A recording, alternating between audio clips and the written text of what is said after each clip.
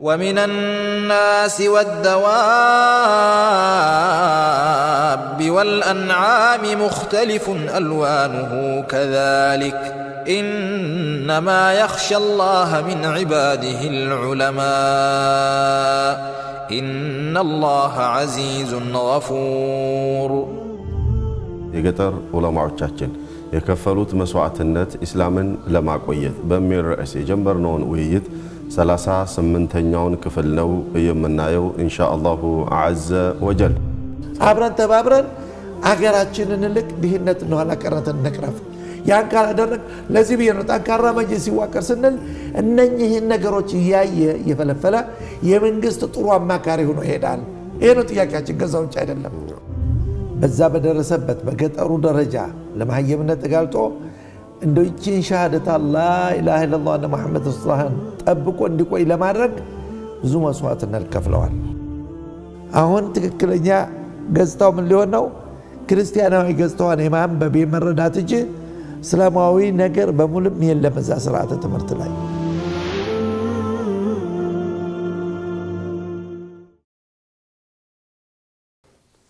بسم الله الرحمن الرحيم الحمد لله رب العالمين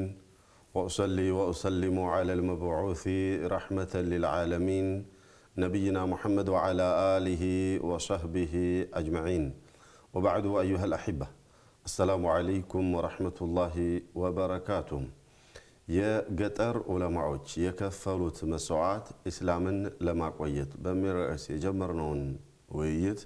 አስረኛውን ክፍል ነው የምናየው ኢንሻአላሁ ዐዘ ወጀል ያጼ ቴዎድሮስንና ያጼ ዮሐንስን ግፍ ያያየን ያጼ ቴዎድሮስን ጨርሰን ያጼ ዮሐንስን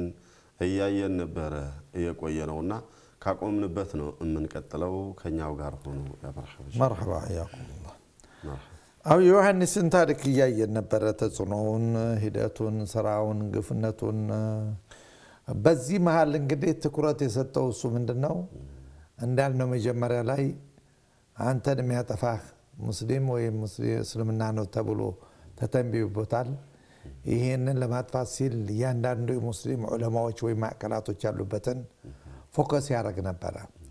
አሁን በጊዜው አጋጣሚ ሆነው እንግዲህ በሱ ጊዜ ከነገሱት በመቶ የሚቆጠር ተማሪ ወይም ጣሊብ ደረሳ የነበራቸው ጀማልዲን አልአንይ ናቸው ጀማልዲን አልአንይ ራያ ውስጥ የነበሩ ትልቁ ሸኽ ናቸው በጀማልዲን አልአንይ ላይ እንግዲህ ዘመቻውን ከፈተ የሱና የጀማልዲን አልአንይ ታሪክ ምን ይመስላል እንዴት ተሰደዱ የታረፉ የተደበቁ ይሄ በሚከተለው የሳቸውን ታሪክ ስናይ ምናወሳው ይሆናል አሁን አልገባበትም ግን ዋናው ነገር እሳቸውን ለማደን ኃይሉን አጠናክሮ አጠፍ መጥፋት አለበት ብሎ ወስኖ እንዳውም ባባባሉ ካለም በህይወት አምጡልኝ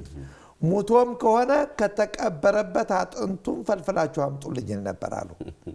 አምንም ነበር እሳቸው መሞት ማረፍ እና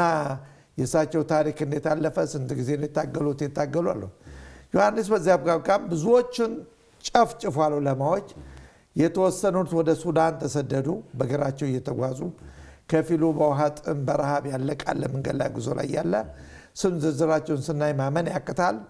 ለማንኛውም እዛ ከሄዱ በኋላ በዛ በሙስሊሞች ላይ ሲደርስ የነበረውን ግፍና በደል ግምት በማስገባት ሳይሆን አይከርም የሱዳን ደራዊሾች እርዳታ ለመስጠት ብለው ከዛ ተዘጋጅተው ተነሱ እሱም ማን አለብኝ ማን እንግዲህ በጣም እንደው ቀብራራ ነበረ እንዳውም ገርፋቸዋለሁ ቀጣቸዋለሁ ብሎ ወደ 200,000 የሚሆን እኮ ሰራዊት ይዞ ነው ጎንደር ላይ መተማ ላይ የደረሰው እዛ ልክ ማከሉን ዛርጎ እነሱ ጋር ፍልሚያ እንደገጠመ በአጋጣሚ አንገቱ ተቀልቶ ጭንቅላቱ ተበጥሶ ሱዳን ገባ ጭንቅላቱ የሱ ታሪክ በዚሁ አለቀ ዮሐንስ መጨረሻው እንደዚህ ነበር ከጀማልዲን አልአንይ ያለው በኋላ ነው እሱን የምናየው ታሪኩን አከዛ እንግዲህ ታላቅ መሪ የነበረ የአንድ ሀገር ገዢ እስላምን በመንካትና ዑለማዎችን ሲከትፍ ሲገድል የነበረው መጨረሻው አቂባው አንገቱ ሌላ ጋር የሰዱ ሌላ ጋር እንዲኖር ይሄ ዱንያ ቅጣቱ ነው ይሄ ቅጣቱ አኸራውና አኸራ ላይ ሳይየው ቀጣዩ ንጉስ ሚኒሊክ ናቸው ንጉስ ሚኒሊክ ከ1875 እስከ 1896 እንደ አውሮፓ አቆጣጠር ከዮሐንስ ቀጥለው ነው የመጡት የነገሱት በዓላማ በቅድ ከሌላው ልዩነት አልነበራቸው ምኒልክ ማለት ትኩረታቸው በሰሜኑ ላይ ዮሐንስ የሚያስፈልገውን ያህል ተበቅሏል በእስልምና በሙስሊሙ ላይ እኔ ደግሞ በዚህ በደቡብና በምስራቁ ላይ ነው መዝመት ያለብኝ የሚል የጂኦግራፊ ለውጥ ነው እንጂ ዓላማው አንድ ነው ዓላማው አሁን ኢትዮጵያ ክርስቲያን ዲሴት የምትለውን ተግባራዊ ማድረግ ነው ግን ወደ ሰሜኑ አላተኮሩም እሳቸው ያተኮሩት ደቡብና ምስራቁ ላይ ነው ያተኮሩት በአንደኛ ደረጃ ስለዚህ በደቡብ ምስራቅ በደቡብ ምዕራብ ላይ አስፈላጊውን ኃይል በማዘጋጀት ዘመቻቸውን ጀመሩ በመጀመሪያ ደረጃ ሰራዊቱን የገቢ ምንጭ ለማዳበር ሳይሆን አይቀርም በግብር መልክ ነው የገቡባቸው ግብር በጣም በከፍተኛ ደረጃ ያስከፍሉ ነበር አንዳንድ እንደነጅማ ያሉ በራስ አስተዳደር የነበሩ እነሱ በግብር እንዲዋሽቁ አደረጓቸው ግብር እየከፈሉ ለማዕከላዊ መንግስት እንዲቆዩ የማድረግ ሁኔታ ከዛ ቀጥሎ ግን በ1875 እስከ 1895 እንትናቸውን ተግባር ለማድረግ ይሄ እስላማዊ አስተዳደር ፍንጭ ቀሪ አለ የሚለው ለመጨረሻ ጊዜ መጥፋት አለበት ብለው ምስራቁና በተለይ በሐረር አካባቢ በአርሲ በባሌ ላይ ዘመቱ ምኒልክ በቃ መኖር የለበትም ትንሽ ጭላንጭል ነበሩ የተረፉ በአፋር በሶማሌ ቦረናን ይሄን በሙሉ ዘመቱ በዚህ በግብር አከፋፈል የመጀመሪያ ዕቅዳቸው ቢሆን ግን የቤተክርስቲያን መስራት ማስፋፋት የቤተ ክህነትን ምክር መስማት የመጀመሪያ አጀንዳቸው አድርገው መንቀሳቀስ ጀመሩ የንጉስ ምኒልክ ጸሐፊ የነበሩ ገብረ ስላሴ ምን ይላሉ كأن الملك راغوئيل قال للملك لابن دنجل ما كنت قلت من الرؤيا قد تحقق የንጉስ ሚካኤል ማን ምኒልክ ጸሐፊ የነበሩ ገብረ ስላሴ ራጎኤል የሚባል ንጉስ ለሊብነ ድንግል ምን ብሎታል አንተ የእስልምና ማስፋት ተዘጋጀህ ንግስና ይረጋገጣል ብሎ በህልሙ ነግሮት ነበር ያ ተግባራዊ እንደሆነም አሁን በርሶም ዘመን የኢትዮጵያ ክርስቲያን ደሴት መሆኗ ለንጉስ ሚካኤል ነው የሚላቸው ምኒልክ ለንጉስ ሚካኤል ምኒልክ የኢትዮጵያ ክርስቲያን ደሴት መሆኗ ይሄ ኦሮሞቹ ተደምስሰው ቤተ ክህነት በአካባቢያቸው ተሰርቶ የምናየው ይሄ የፈጣሪ ድጋፍ አለወት ማለት ነው ብሎ አበረታታቸው ማለት እስላም ሙስሊሙ መስጊዱንም ያፈረሱ በዚህ እንትን ነው አንዱ ውጤት ነው አላቸው እና ምኒልክ መሬቶችን በመቀማት ለቀሳውስቶችና ለግብራደሮቻቸው እንዲከፋፈሉ አደረጉ ያንዳንዳቸው ክልሎች በእንትን የነበሩትን የመሬት ይዞታ በሙሉ እንዲቀሙ አደረጉ በዚህ መልኩ እንግዲህ ትልቅ አደጋ በምስራቁና በደቡብ ላይ ሰርተዋል ማለት እንችላለን ወይም ግፍና በደል የፈጸሙ ናቸው ማለት እንችላለን በአጋጣሚ በሳቸው ዘመን የጀመረው የንብረት የመሬት ባለቤትነት 15% ለገዢው ገደብ እንዲሆን ተደረገ የመሬት ይዞታ 25% ለቤተ ክህነት እንዲደረግ ተሰጣ 20% ለመንግስት ሰራተኞች ወይም ባለስልጣኖች ተደረገ 40% ለነሱ ቅርበት ያላቸው እንትኖች ሀብታሞች እንዲሰጡ ተደረጉ እና ይሄ እንግዲህ የንጉስ ሚካኤል ዘመን የጀመረውን ተግባራዊ ማን ያደረገው ነው ኃይለ ሥላሴ ንጉስ ሚካኤል ማን ንጉስ ምኒልክ መሰረቱን አስቀመጡ ንጉስ ምኒልክ በአጋጣሚ ንጉስ ምኒልክ ወንድ ልጅ አልነበራቸው ሴቶች ልጆች ናቸው የነበሯቸው ሐረር ላይ ሄደው የሐረር ጀጎል ውስጥ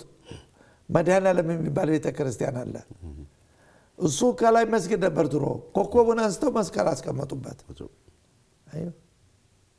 መድኃኔዓለም ቤተክርስቲያን ጀጎል ውስጥ ያለው አሁንም አለ በዚህ አይነት እሳቸው እንግዲህ መጨረሻውን ወንድ ልጅ ስለሌላቸው በኑዛዜ ለማን አስተላለፉ ለልጅ ኢያሱ አዩ ልጅ ኢያሱ የንጉስ ሚካኤል ልጅ ነው አዩ የንጉስ ሚካኤል ልጅ ስለሆነ በ1913 እስከ 1916 ባለችው ዘመን የቆየ ነው የልጅ ኢያሱ ዘመን በጣም የሰላም ዘመን ነበር ማለት እንችላለን ለምን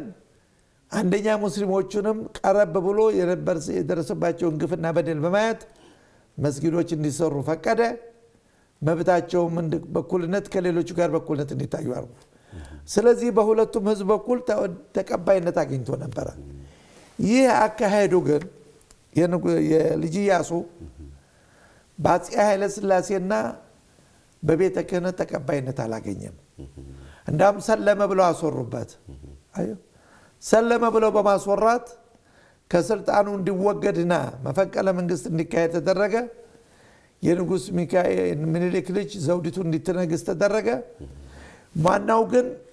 የሚያሴረው የሚያቀደው ስራውን የሚያንቀሳቅሰው ተጠባባቂ የንጉሱ ምክትል ተብሎ ኃይለ ሥላሴ ነበር ሁሉም ነገር እሱ ላይ ነበር የንጉስ ምኒልክ ልጅ በልጅ ኢያሱ ቦታ ተተካች ዘውዲቱ ነገሰች እሷ ትንገስጂ ምንም መብት አልነበራትም መብቱ ያለው አስፈጻሚው ሁሉ ነገር ኃይለ ሥላሴ ነበር ኃይለ ሥላሴ እንግዲህ ከሌሎቹ ለየት ያለ በእስልምናው ላይ ስልትና እቅድ አወጣ እጅግ በጣም ተንኮለኛ ነበር ማለት እንችላለን እስስት የሞላበት እንግዲህ ሙስሊሞች በ21ኛው ክፍለ ዘመን በተቃረበበት ሰዓት ላይ ዓለም በነቃበት ወደ ንቃተ ህሊና በመገባበት ሰዓት ላይ ከሌሎቹ የተለየ ስልት ያቀደ የጠረሰሰ ኃይለ ሥላሴ ነበር በአጋጣሚ ቀሳውስቶቹ መጥተው ኢያሱን ገለበጣል አሰረው መጨረሻውን እንዴት እንደገደለው መየት እንደገደለው መቼም እንደሞታ አይታወቅም እንደሚባለው ጣሊያኖች ሊገቡ ሲሉ ያን ጊዜ እነሱን ከእስር ቤት አውጥተው ያነግሱታል በማለት ከፊሉ በመርዝ ገደሉ ነበር በትናስ አፍሮ ነው ገደሉ ነበር ኃይለ ሥላሴ ግን የሚገርመው ነገር ያንዳንዳቸው የእጃቸውን አግኝተዋል መጨረሻው ገደለ እና ምንድነው ለኃይለ ሥላሴ አንዴ ከቀሳውስቶቹ ንጉስ ሆይ አለዋሉ ከነገሰ በኋላ አሁን እኮ እነ ኢያሱ እነ ማን ነው እነ ዮሐንስ ይሄን ብለው ነበር በአዋጅ ቴዎድሮስም ይሄን ተጠቅሞ ነበር ምኒልክም በስልት ተጠቅሞ ነበር ስለዚህ እርሶ የኢትዮጵያ ክርስቲያን ዲሲትን ለማረጋገጥ የሚያስፈልገው እኮ ነገር ነበር አላቸው አሉ ምን ብለው ሲጠይቁት እኔ ሙስሊሞችን ለምን እንዲከፍሩ ክርስትና እንዲነሱ ማስገደድ ካልሆነ እርምጃ መውሰድ ዚላይ እኛ በዚህ አንራመድም አሉ ሙስሊሞችን መግደሉ እኛ ገቢያችን ምንጫችን ግብር ነው የሚያርሱትም የሚነግዱትም የሚሸጡትም የሚለውጡትም እነሱ ናቸው ስለዚህ የገቢ ምንጫችን ናቸው እነሱ ማለት ያገሪቷ የሰራዊቱም ደሞዝ የንጉሱም ደሞዝ የቤተ መንግስትም ወጭና ገቢ ሁሉም ትኩረት የሚያደርገው 90% ነዳጅ አምራች አይደለችም ሀገሪቷ ስለዚህ በግብር ስለሆነ ይሄ አርብቶ አደርና አርሶ አደሩ ሙስሊም ስለሆነ በብዛት እነሱም ብቻ በግብር እንዲላሹ እናደርጋለን ማለት ለሚያርሱት መሬት አከፋፈለው ቅድም እንዳልነው 25% ለከለ ያለና የመሬት ባለቤትነት አልባ እንደሆኑ አደረጋቸው ስለዚህ ለዛ ለተለያየ ግብር እየከፈሉ ጭሰኛ የሆኑ የገቢ ምንጭ ናቸው እነሱም ብገላቸው ብናጠፋቸው ምን እንጠቀማለን እንጎዳለን ስኮላርሺፕ ብናገኘው እነሱ በሚከፍሉት ነው ዲፕሎማቶቻችን ደሞዛቸው እነሱ በሚከፍሉት ነው ስለዚህ ስልትና አቀዱ እጅግ ዘመናዊ በሆነ መልኩ መሆን አለበት እንጂ እነሱም በማጥፋት ያገሪቷን ገቢ ማጥፋት ይሆናል የገቢ ምንጭ ማዳከም ይሆናል በሚል መለሳሉ ግን እነሱን ወደ ክርስትና ምናበጣበት ስልት ሌላ አላሉ ተንኮሉ እዚህ ላይ አንደኛ የመሬት ባለቤት መሆን ከፈለጉ ክርስትና መነሳት አለባቸው ይሄ መጀመሪያው ለዚህ ብሎ መሬት ባለቤትነት ትፈልጋለህ ክርስትና ተነሳ ይላል አዚያም ዘውዲቱ ተነሳች ዘውዲቱማ ተነሳች እሱ ተጠቃመቶ ሞቶ ያዘ ስልጣኑን ሞተች ወይስ ወረደች እንዴት እንደሞተ መጀመሪያ ባሏን ገደለ ጉግሳ የሚባል ነበር ከዛ በኋላ በመርዝ ገደላት ነው የሚባለው ኃይለ ሥላሴ አንዱ ስልቱ በመርዝ ማጥፋት ነበር በመርፌ ይወጋ ከዛ እንደማንም ምን አደረገ ይሄንን ሙስሊሞቹን የመሬት ባለቤትነት ከፈለገ ክርስትና ይነሳ አንድ በውትድርና ማዕረግ በጸጥታው ማዕረግ ከፈለገ እድገት ከፈለገ ክርስትና መነሳት አለበት አዩ ከግብር ነፃ ለመሆን ከፈለገ ክርስትና መነሳት አለበት ይሄ አንዱ ስልቱ ነበር ለዚህ ብሎ ነው እንግዲህ በተለይ የወሎን ሙስሊሞች የሌላውም እንዳለ ሆኖ በዚህ መልኩ ገባባቸው አዩ አንተ እዚህ ንብረት ባለቤት ይኖርልህ ክርስትና ተነሳ ይሄ አንዱ ቅዱ ነበር ግብር ማስከፈል የመሬት ባለቤት እንዳይሆኑ ሁለተኛ ዕውቀትና ትምህርት እንዳያገኙ ማድረግ ሌላው ስልቱ ዕውቀትና ትምህርት እንዳያገኙ ቀደም ብለን ምናልባት ትንሽ እንደመነሻ አድርገናል በአገር ውስጥም በውጭም እንዳያገኙ በአገር ውስጥ የሚሳተፉበት ትምህርት ቤት እንዳይቋቋም በውጭ ከሄዱ ደግሞ ያዙትን ዲግሪ ይዘው በዛው እንዲቀሩ እንጂ ወደ ሀገር እንዳይመለሱ ይሄ ክልላቸውን የትምህርት አልባ ባንኛ በሁለተኛ ደረጃ እንኳን ምንም ነገር እንዳይኖራቸው ስርዓተ ትምህርቱም የሚጋብዝ አልነበር ምክንያቱም ከቤተ ክህነት የሚመጣ ነበር ጧት አንድ ተማሪ ተነስቶ ጾለት የሚያደርግ ከሆነ አምልኮቱን እንትን ቢል ከሆነ ሙስሊሙን የሚጋብዝ አልነበረም ይሄም አንዱ ገደብ የጣለበት ነበር ሁለተኛ እንዲረሱ አደረጋቸው እንዳይታወቁ ማንንም እንዳያስታውሳቸው ከውጭ መጥቶ ማንንም የሚያውቃቸው የለም እነሱም ወደ ውጭ ሄደው ማንንም ጋር እንዳይገናኙ ከሙስሊሙ ዓለም ጋር ማለት ነው ሌላው በሙስሊሙ ዓለም በአናሳ እንዲመዘገቡ በእያንዳንዱ ድርጅት ልክ እስላሚክ ሴንተር መካ እንኳን ያለው የኢትዮጵያ ሙስሊሞች አናሳ እኮ የሚል ነው አሁንም ያለው እንዳልኩት ከገልፍ ነዋሪዎች በላይ ብዛትን የያዘች አገር አናሳ ተብላ ተመዝግባለች ይሄም አንዱ ስልቱ ነበረ እስላማዊ ታሪክ ከስደቱ እስከ ነጃሺ ግብጽ ሄዶ በናሲር ጊዜ ሲጎበኝ ስለ ነጃሺ ሲጠየቅ ነጃሺ ብሎ የሰለመ ንጉስ የለም አገሬ ውስጥ ብሎ መለሰ ያን እንዲረሳ ማድረግ ታሪኩ እንዳይታወቅ ከዛ ቀጥሎ ደግሞ ማንንም እስላማዊ ድርጅት ወደ አገር እንዳይገባ በእርዳታም ይሁን በምንም ይሁን ወደ አገር ውስጥ እንዳያተኩር እንዳይፈቀድለት ኤምባሲዎች እስላማዊ ኤምባሲዎች በአጋጣሚ ከደብረ ዘይት ማለፍ አይፈቀድላቸውም ነበር ወደ አንዳንድ መንደር ሶደሪ እንኳን በስንት ስቃይ ነበር እንግዲህ በልዩ ፍቃድ የሚሄዱት አንዳንድ ቦታዎች ከተማዎችን ስማቸው መቀየር ለምሳሌ ደብረ ብርሃን ደብረ ሊባኖስ ደብረ ማርቆስ ደብረ ሲና ደብረ ዘይት ደብር በእነኚህ ቦታዎች ሙስሊሙ ተው እንዳይቀበር ማድረግ ደብረ ብርሃንና ደብረ ሲና ሙስሊሙ ተው አይቀበርም ነበር የት ነው ሸዋሮ ቤት ነበር ወስደው የሚቀብሩት ወሊሶ ራሱ አይቀበርም ነበር ወሊሶ ከዛ ውጭ ነበር የሚሆነው ምክንያቱም አንድ ሙስሊም ተቀበረ ተባለ መሬቱን አፈሩ ነጅሶ ይባላል እዚህ ሸኖ ከአዲስ አበባ 80 ኪሎ ሜትር ነች አንድ ሙስሊም መኪናው ተበላሽቶ ካደረ ጧት ቄስ ሞቶ ጸበል ያጫል ያን ክፍል እንግዲህ የመጨረሻ እንደ ባንዳንድ አካባቢ እኮ ደብረ ማርቆስ ምናምን አካባቢ በሱ ዘመን ሙስሊም መጣ ከተባለ እሱ ጅራት አለው ቀንድ ያለው ፈለግ ይባላል እና ሙስሊሞች እንዲዋረዱ ያደረገ አረበኛ ቋንቋ መማርም ማስተማርም የተከለከለበት ጊዜ ነበር በአፄ ኃይለ ሥላሴ አረበኛ ቋንቋ አረበኛ መጻፍም ወደ ሀገር እንዲገባ አይፈቀድም ለዚህ ብሎ የገጠር ዑለማዎች አንዲት ኪታብ ካገኙ ያችን እየተዋሱ ነበር ሲያስተምሩ የነበረው ወይ ገለብጡታል ወይ ያዋሳሉ ወይ በእጃቸው ይጽፋሉ በዚህ መልኩ መጻፍ እንኳን እንዲገባላቸው አልተፈቀደም የነበረው ደባ መስጊድ መስራት ምናምን ህልም ነው በሱ ዘመን ሰይድ ቁጥብ እንደጻፈው ባንድ መጽሐፉ በረመዳን ወር ሙስሊም ከአዝሃር ተመድበው የኢትዮጵያ ምናኖችን በመስጊድ ትንሽ ዳዋ የሚያደርጉና የሚያስተምሩ ስለ ረመዳን ተብሎ ተመድበው መጥተው ሐረር ሆቴል የሚባል ሲኒማ ራስ ውስጥ አርፈው በ24 ሰዓት ውስጥ በደህንነት ታድነው እንዲወጡ ተደረገ ማንም ሳይገናኛቸው ይሄ ሰይድ ቁጥብ በመጽሐፉ ላይ ጽፎታል አገር አቀፍም ሆነ የውጭም ሆነ ሚዲያ ስለ ሙስሊሞች ስለ እስልምና ምንም አይነት ዘገባ እንዳይሰራ ማለት ማቀብ ተጣለ በሚዲያ ቴሌቪዥንም ይሁን ሬዲዮንም ይሁን ጋዜጣም ይሁን ማንም ስለ እስልምናውና ስለ ሙስሊሞች መጻፍም መናገርም አይቻልም ተብሎ ያገሪቷ ህገ መንግስት በሱ ጊዜ የነበረው ምን ነበር መንፈሱ ክርስቲያዊና ኢትዮጵያዊነት አንድ ነው ይላል ከክርስትና ውጭ ሆነው ኢትዮጵያዊ አይባልም ከክርስትና ውጭ ሆነው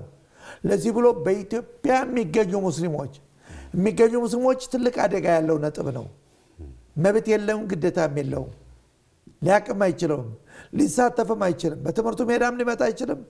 በመስሪያ ቤቱ ሊመጣ አይችልም ባለባበሱም በባህሉ በወጉ አንተ ጊዜያዊ ነህ ነው ሲያስፈልግ ትወጣለህ ነው ለካውጣ ሙስሊሙ ነው ኢትዮጵያዊ የለም ነው በሱ አመለካከት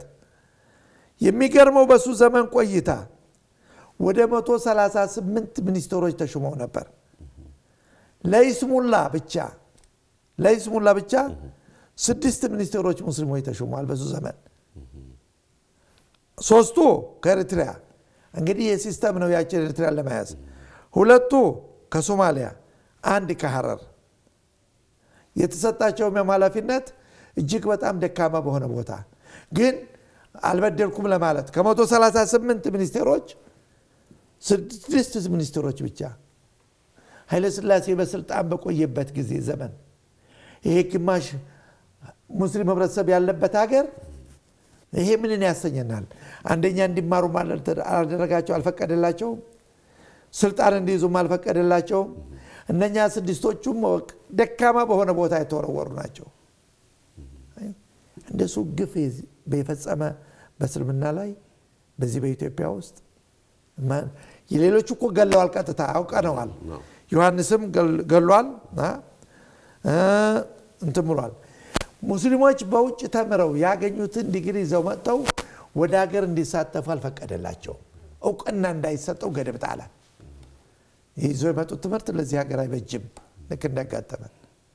ይህ አይነት ደባ ነው እንግዲህ ኃይለ ሥላሴ በዘመኑ የተጫወተብን ጨዋታ ቀላል አይደለም እኛም ደርሰንበታል ነገሩ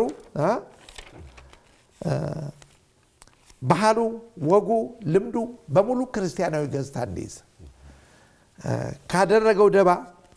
ስልጣን ለመያዝ ከፈለጉ ማዕረግ እየሰጠ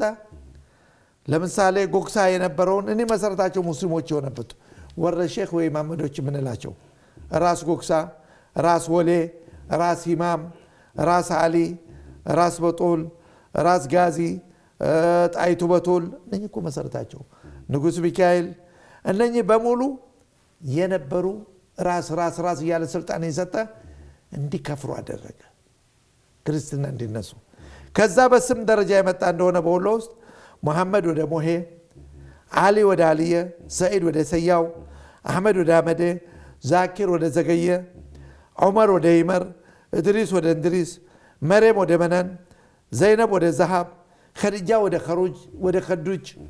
እንደዚህ ያረገ ስማቸውን እንኳን እንትን ያለ የክርስቲያናዊ ስያሜ እንዲይዙ አደረገ ምን ነው እንደው መርየምን እንኳን ቢተው ተመሳሳይ አይደለም በዚህም አልበቃ ሴቶች ሙስሊም ሴቶችን በባህል ደረጃ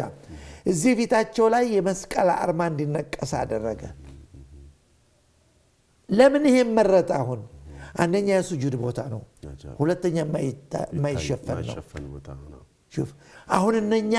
ያ ደግሞ ማይድን እኮ አሻራ እኮ ነው የነቀሳቱ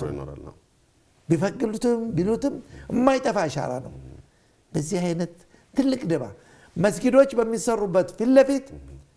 የሴተኛ ዳሪ ቤት ነበር የሚቋቋመው ልክ ደሴን ሃይቀን ባቴን ሌሎችም አካባቢዎች ደብረ ዘይት መስጊድ ባለበት ሁላ ፊትለፊት ጭፈራ ቤት አለ ቀይ ማብሪያት ቤት ነው ሰውየው ኢሻ ሰግዶ ሲወጣ ሴትዮዋ በቃ ሰውነቷን ገልጣ ቁጭ ብላ ተጠብቃለች ፊትና እና ኃይለ ሥላሴ ስልት ልዩና እቅዱ ስልቱ ቀላል አልነበረም ተንኮል የተሞላበት እስልምናን ለማጥፋት ያደረገው ደባ እንደሱ የተጫወተ የለም በእስልምና ላይ ሌሎቹ በግልጽ ብለዋል ህገ መንግስቱንም በግልጽ አወጁ እርምጃም ወሰዱ ገደሉ የሚቆርጡትን የሚሸሸው ሸሸ የተረፈው ሸር እሱ ግን አገሬ ጋራ ሃይማኖት የግል ነው አገሬ ጋራ ነው የሚል አባባል ያመጣና በሌላ በኩል ደግሞ ይመታኛል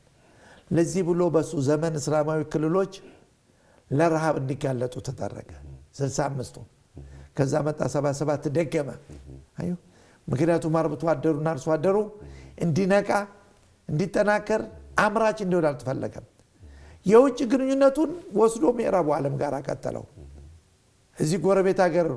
ኢትዮጵያ ያላትን ጥቅም ወደ ኋላ በመተው ከምዕራቡ ዓለም ጋር ሄዶ ጀርባውን አሰራ ስለዚህ ሀገር እድገቷም ልማቷም ወደ ኋላ እንዲቀር ተደረገ በጉዳቱ ማን ተጎዳ የጋራ ጉዳት ሙስሊሙም ክርስቲያኑ እንግዲህ የኃይለ ሥላሴ ደባ ይሄ በጣም ግፍና በደል የተሞላበት ነበር ያ ባለበት ነው የገጠር ዑለማዎች ይሄ ሁሉ ያለ እየተሰነዘረብን እንዴት ይሄን እስልምና አቆዩት የሚለው ተአምር እዛ ላይ ነው የምናመጣው በቀጣዩ አጀንዳችን ኢንሻአላህ ስላበቃ ኢንሻአላህ በዚህ እናቁም ኢንሻአላህ ክብራና ክብራት የፕሮግራማችን ታዳሚዎች የአጼ ኃይለ ሥላሴ ደባ ልጅ ኢያሱን ከመግደል ጀምሮ ከዛ ደግሞ ማነች ሴቷ ዘውዲቱን ከመግደል ባልተቤቷን ከመግደል ጀምሮ ሲሰራ የነበረው ደባ መጥቶ ወደ እስላሞቹም ወደ ሙስሊሞቹም ደርሷል እንደሌሎቹ በመግደልና በማሳደድ ሳይሆን ሙስሊሞቹን ባሉበት ለምን አንቀጫቸውም አኮላሽተናቸው የማይጠቅሙ የማይፈይዱ ዝም ብሎ ጪሰኞች የኛ አገልጋዮች ሆነው እንዲኖሩ ለምን አናደርግም የሚል ዘዴ ነበር የዘየደው ይሁንና ግን ከመስደድም ከመግደልም አቆይቷቸዋል ቢያንስ ህይወታቸው እንዲኖር አድርጓል ነው ብዬ የምለው المهم الله سبحانه وتعالى ዑለማዎቻችንን በእነዚህ አጼዎች እየፈተናቸው እነሱም አቅማቸው የፈቀደውን ያህል እየጣሩና እየጋሩ ፈተናውን አልፈው የኢስላምን ሀደራ ተሸክመው ለኛ ለሙስሊሞቹ ለማስተላለፍ በቅተዋል የከፈሉትን መስዋዕት በመናይበት ጊዜ እኛ ለኢስላማችን መስዋዕት መክፈል እንዳለብንና ኢስላምን በጣም መንከባከብ መጠበቅ እንዳለብንም ጭምር ያመላክታል አንድ ሁለተኛ በእነሱ ዘመን የነበረውን ችግርና መከራ በመናይበት ጊዜ